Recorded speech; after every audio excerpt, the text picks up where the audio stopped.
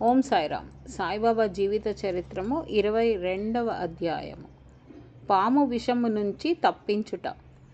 బాలాసాహెబ్ మిరీకర్, బాపూసాహెబ్ బుట్టి, ఆమీరు షక్కర్, హేమాత్ పంత్ సర్పములను చంపుట గూర్చి బాబా అభిప్రాయము.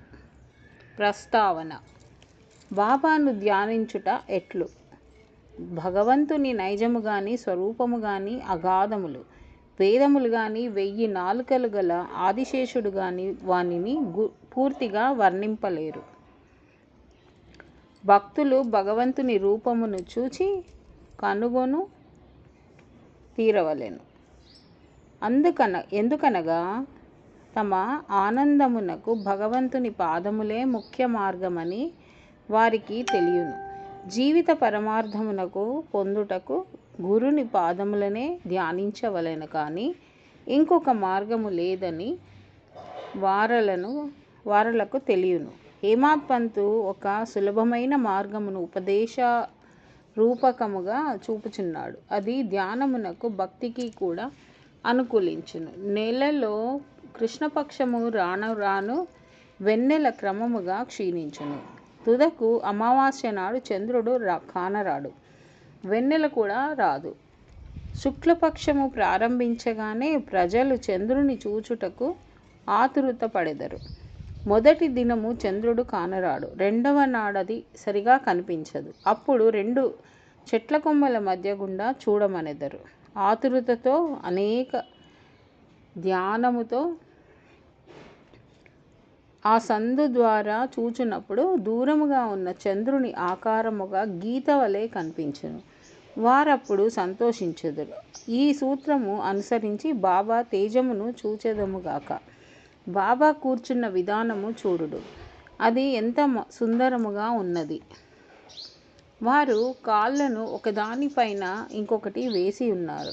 కుడికాలు ఎడమ మోకాల్పై వేసి ఉన్నారు. ఎడమ చేతి వేళ్ళు కుడి పాదముపై వేసి ఉన్నారు. కుడికాలు బొటన వేలుపై, చూపుడు వేలున్న మధ్య వేలును ఉన్నవి. ఆ కూర్చున్న విధానము బట్టి చూడగా బాబా మనకు దిగువ విషయంను చెప్ప నిశ్చయించినట్లున్నది. నా ప్రకాశమును చూడవలెనంటే అహంకారమును విడిచి మిక్కిలి అణకువతో చూపుడు వేలుకు మధ్య వేలుకు ఉన్న బొటన వ్రేలుపై దృష్టిని సారించినచో నా ప్రకాశమును చూడగలరు. ఇది భక్తికి సులభమైన మార్గము. ఒక క్షణము బాబా జీవితమును గమనించెదము. బాబా నివాసము వలన షిరిడి యొక్క యాత్రాస్థలమయ్యెను. అన్ని మూలల నుండి ప్రజలచటకు గుమిగూడుచుండిరి. బీదవారు గొప్పవారు కూడా అనేక విధముల మేలు పొందుచుండేడివారు. బాబా యొక్క అనంత ప్రేమను ఆశ్చర్యకరమైన సహజమైన వారి విధములు మేలు పొందించుచుండేడివారు. వారి జ్ఞానము, వారి సర్వాంతర్యామిత్వమును వర్ణించగలవారెవ్వరు? వీనిలో ఏదైనా ఒక దానిని గాని ఉన్నయు కానీ అనుభవించిన వారు ధన్యులు. అన్నియూ అనుభవించిన వారు ధన్యులు. ఒక్కొక్కప్పుడు బాబా దీర్ఘ మౌనము పాటించువారు. అది వారి యొక్క బ్రహ్మబోధము. ఇంకొకప్పుడు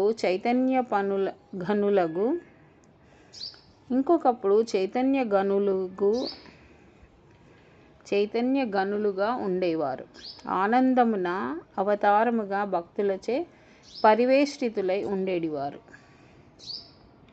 ఇంకొకప్పుడు వారు నీతి బోధించు కథలను చెప్పేడివారు. ఇంకొకప్పుడు హాస్యము, తమాషా చేయుటలో మునిగేడివారు. ఒకప్పుడు సూటిగా మాట్లాడేవారు. ఇంకొకప్పుడు కోపోద్దిపితుడా అని తోచువారు. ఒక్కొక్కప్పుడు దీర్ఘ వివాదములలోనికి దించేడివారు. అనేక సార్లు ఉన్నదున్నట్లు మాట్లాడేడివారు. ఈ ప్రకారముగా వారనేక సలహాలు అవసరము ప్రకారం అనేక మందికి ఇచ్చుచుండేడివారు. వారి జీవిత మగోచరమైనది, మన మేధాశక్తికి భాషకు అందుబాటులో ఉండేది కాదు.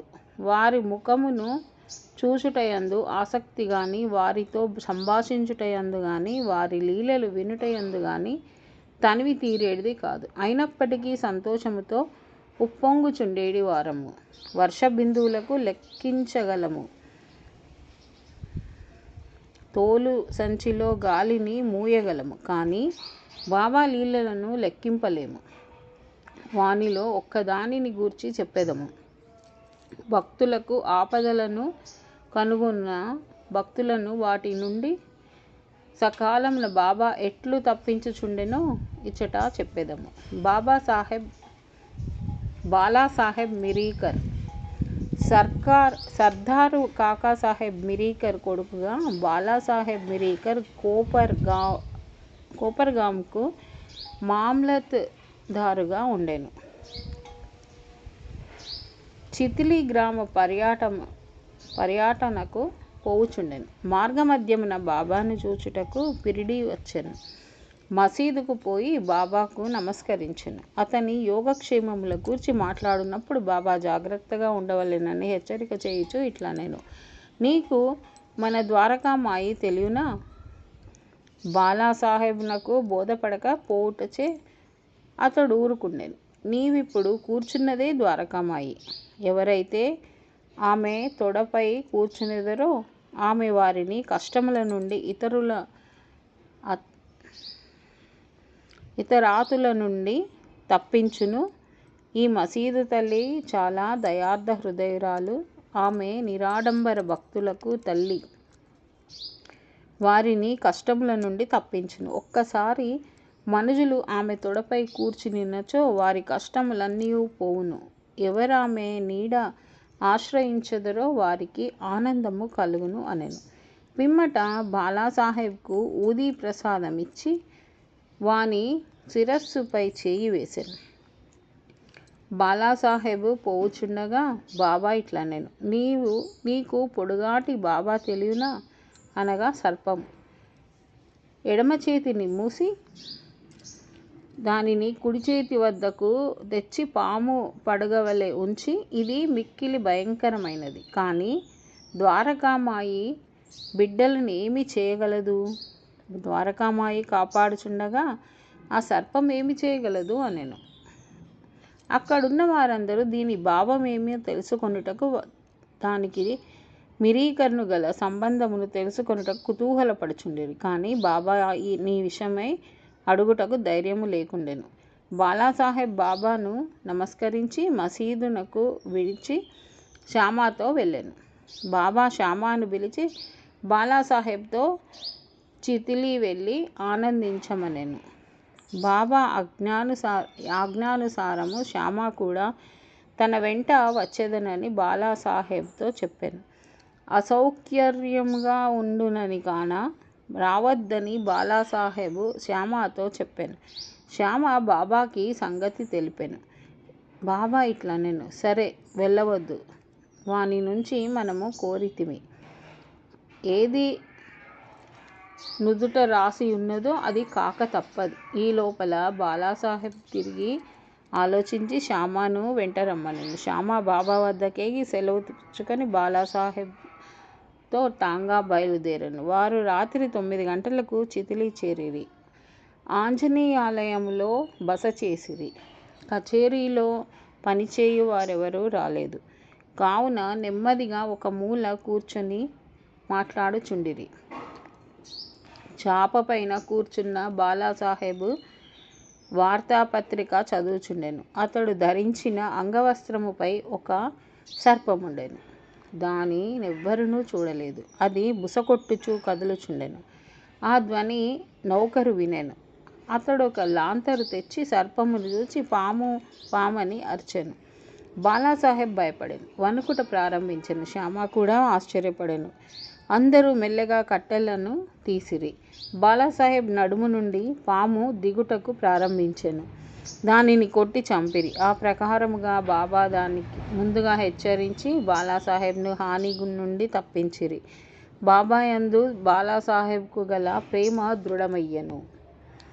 బాపూసాహెబ్ బుట్టి నానాసాహెబ్ డెంగ్లే అను గొప్ప జ్యోతిష్యుడు బాపు సాహెబ్ బుట్టి షిరిడీలో ఉండునప్పుడు ఒకనాడు ఇట్లా నేను, ఈ దినము అశుభము, నీ ప్రాణములకు హాని కలదు అని బాపు సాహెబ్ను చలింపజేశాను. ఆయన యథాప్రకారము మసీదుకు రాగా బాబా బాపు సాహెబ్తో ఇట్లని,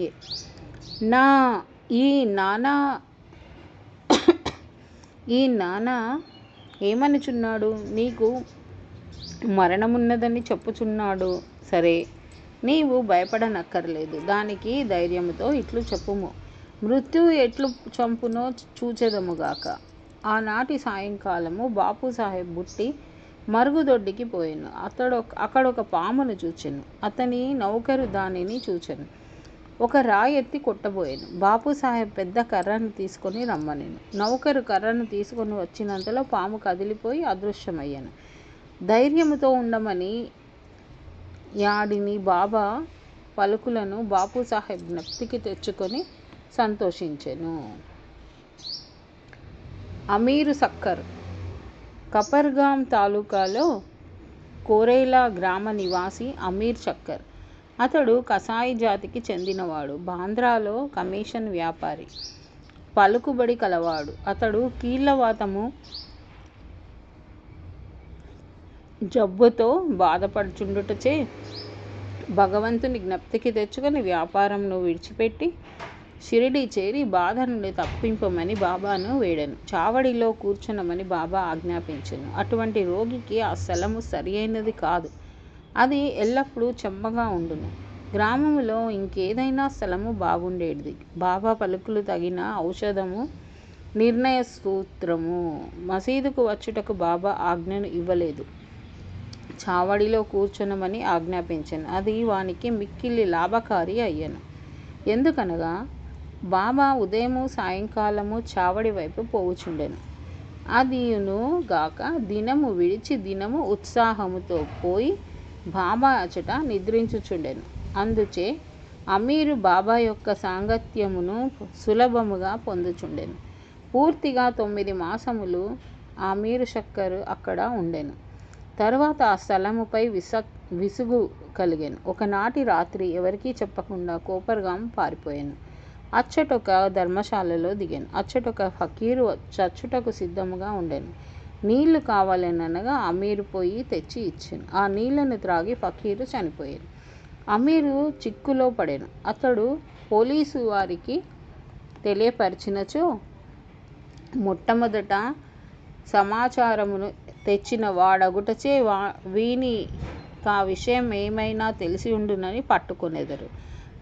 ఆ చావునకు కూడా అతడు కారణభూతుడై ఉండవచ్చునని అనుమానించెదరు. బాబా ఆజ్ఞ లేనిదే షిరిడీ విడిచి పెట్టుట తనది తప్పని అతడు గ్రహించెను. పశ్చాత్తాపపడెను. షిరిడీ పోవ నిశ్చయించుకొని ఆ రాత్రియే అచ్చట నుండి షిరిడీకి పోయాను. మార్గమధ్యమున బాబా నామమును జపము చేయుచుండెను. సూర్యోదయమునకు ముందు షిరిడీ చేరి ఆతురత నుండి తప్పించుకొనెను. బాబా ఆజ్ఞానుసారము చావడిలోనే ఉండి రోగముక్తుడయ్యెను. ఆనాడు మధ్యరాత్రి బాబా, ఓ అబ్దుల్, నా పరుపు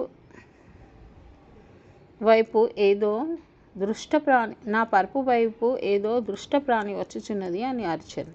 లాంతరు తీసుకొని అబ్దుల్ వచ్చి బాబా పరుపు చూచెను. కానీ ఏమీ కనిపించలేదు. జాగ్రత్తగా చూడమని బాబా చెప్పుచూ నేలపై సటాకాతో కొట్టెను. అమీరు సక్కరు బాబా లీలను చూచి అచ్చటికి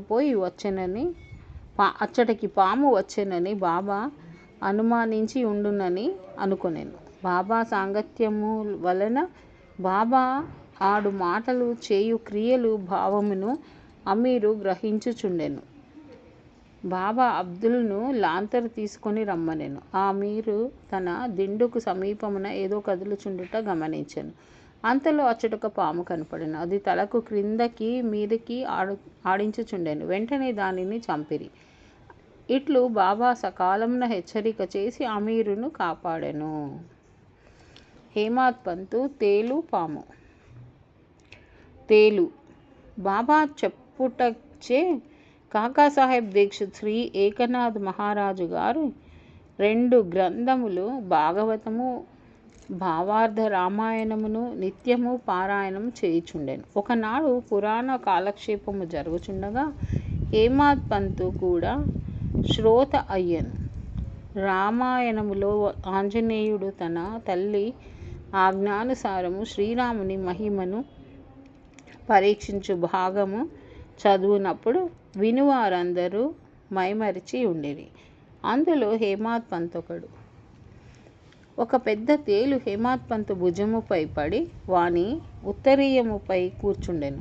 అచట దానినెవ్వరూ కనిపెట్టకుండిరి.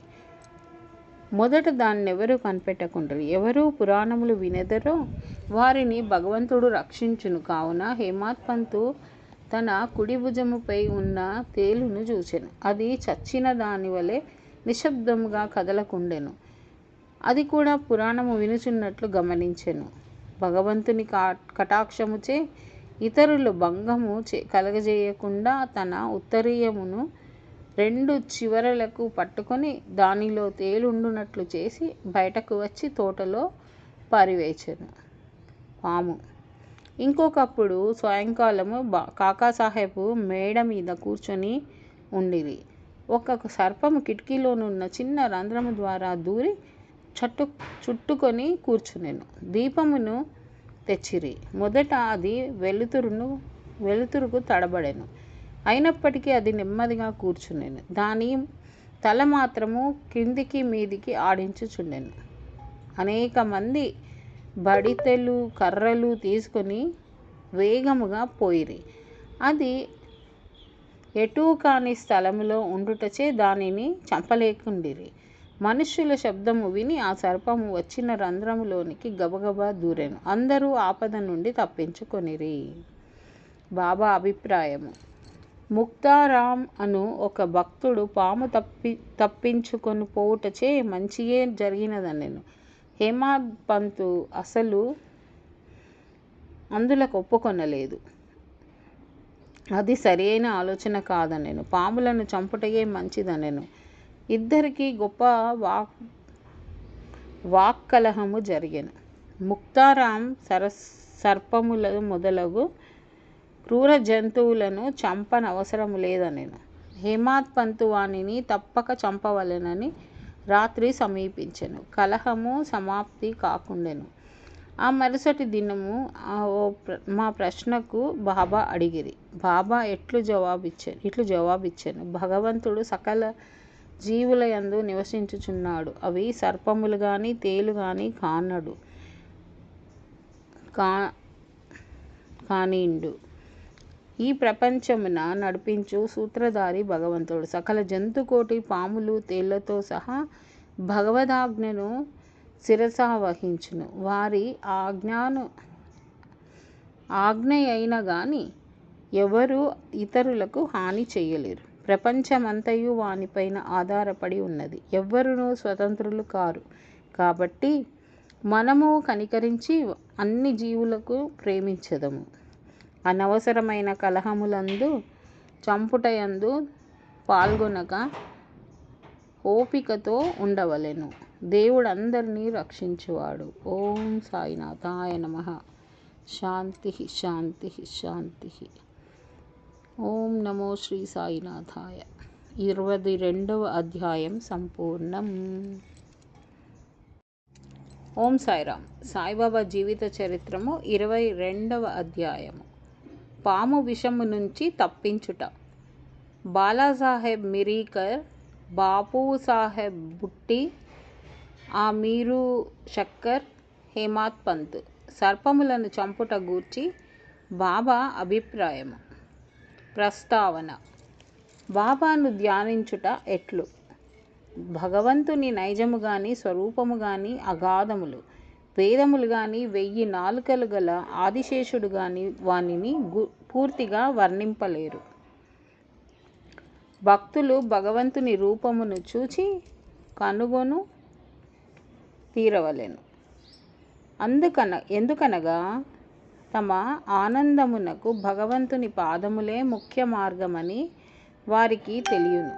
జీవిత పరమార్థమునకు పొందుటకు గురుని పాదములనే ధ్యానించవలెను కానీ ఇంకొక మార్గము లేదని వారలకు తెలియను. హేమాడ్ పంతు ఒక సులభమైన మార్గమును ఉపదేశ రూపకముగా చూపుచున్నాడు. అది ధ్యానమునకు భక్తికి కూడా అనుకూలించును. నెలలో కృష్ణపక్షము రాను రాను వెన్నెల క్రమముగా క్షీణించును.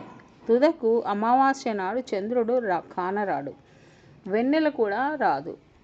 శుక్లపక్షము ప్రారంభించగానే ప్రజలు చంద్రుని చూచుటకు ఆతురత పడెదరు.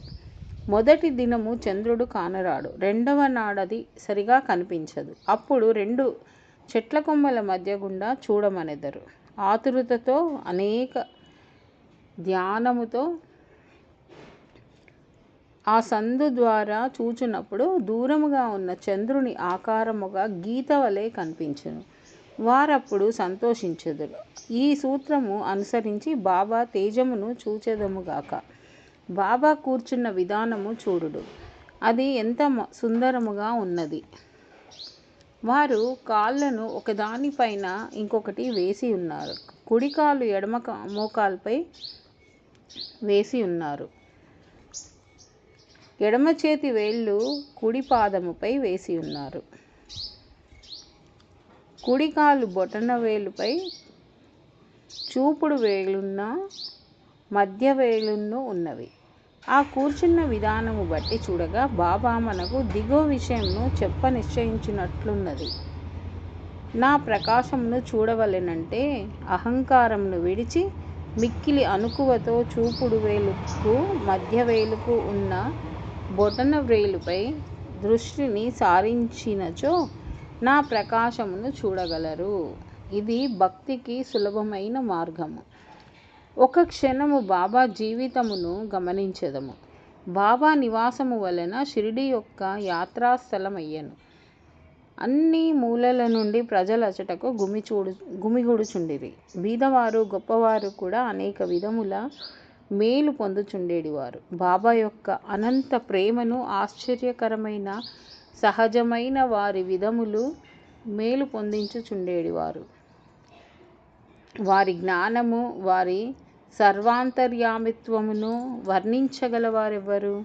వీనిలో ఏదైనా ఒక దానిని గాని ఉన్నయు కానీ అనుభవించిన వారు ధన్యులు. అన్నియూ అనుభవించిన వారు ధన్యులు. ఒక్కొక్కప్పుడు బాబా దీర్ఘ మౌనము పాటించువారు. అది వారి యొక్క బ్రహ్మబోధము. ఇంకొకప్పుడు చైతన్య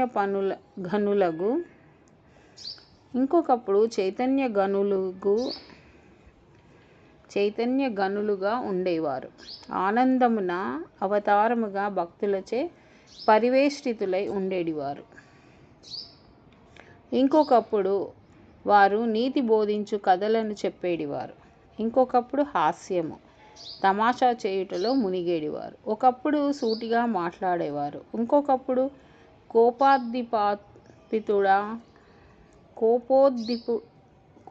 కోపోద్దిపితుడా అని తోచువారు. ఒక్కొక్కప్పుడు దీర్ఘ వివాదములలోనికి దించేడివారు. అనేక సార్లు ఉన్నదున్నట్లు మాట్లాడేడివారు. ఈ ప్రకారముగా వారనేక సలహాలు అవసరము ప్రకారం అనేక మందికి ఇచ్చుచుండేడివారు. వారి జీవిత మగోచరమైనది, మన మేధాశక్తికి భాషకు అందుబాటులో ఉండేది కాదు.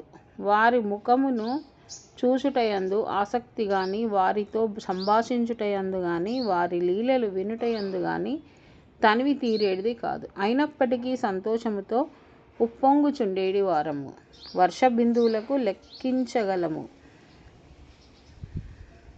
తోలు సంచిలో గాలిని మూయగలము, కానీ బాబా లీలలను లెక్కింపలేము. వానిలో ఒక్కదానిని గూర్చి చెప్పెదము. భక్తులకు ఆపదలను కనుగొన్న భక్తులను వాటి నుండి సకాలమున బాబా ఎట్లు తప్పించుచుండెనో ఇచ్చట చెప్పెదము. బాబా సాహెబ్